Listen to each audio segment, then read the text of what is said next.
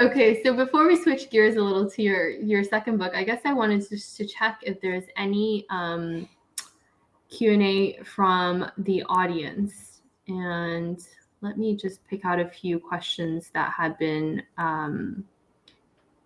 voted for the most. So the first question comes from Ifti, and I'm sorry if I'm not pronouncing your name correctly, but he asks, and 10 others are interested in this question, is some of the best CFOs I have worked with will know when to use an expert advisor and when to do the job themselves. What is your view when CFOs should get expert help? Yeah, I'm kind of a relier on expert help, assuming that, again, you have the wherewithal to do it, because business today is so complex. And unless you're a prodigy, you simply can't understand everything. So I guess my answer is not necessarily right, but I will tell you my philosophy on it is to go out and get expert help when you've got a problem, right? Why, time is money, right?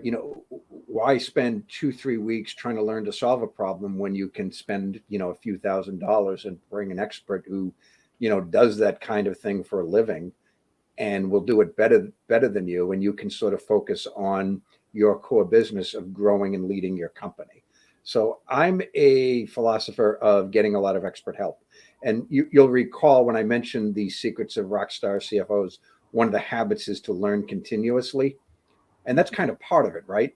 So, I when I started the CFO Leadership Council, it was a peer network.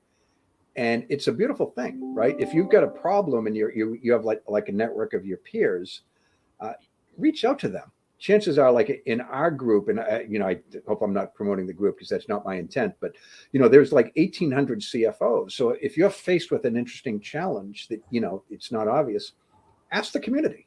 Chances are one of the 1,800 has been through it, and if not, a couple of them will say, okay, I can't help you, but let's chat about it a little bit. Let's have a conversation, and you can bounce some ideas off of me. And it's a beautiful thing. So I'm just a believer. Don't burn a lot of time, stuff that you can reach out to other people who've been through it. So. Yeah, and I think it's particularly for venture-backed companies where the expectation is that the business is growing, 2 or 3x year on year. That means as a leader, when you can only really make big changes in an organization 2 or 3 times a year, you need as a leader to grow 3 to 4 times or higher or faster as an individual. And the best way, of course, to do that is to learn from people who have gone through the journey before, not to make the same mistakes that they have, but to take the best practices that they've learned along the way. Yeah, absolutely. And this, like in the U.S., just one example of that, we had the PPP loans, Yes. which were you're probably familiar with them, right? But they were confusing when they came out, and there was on our community portal there were just a lot of questions, and a few of our members actually volunteered and say, "Hey, I completed mine. Why don't we get 20 of us together on Zoom and chat about what I learned?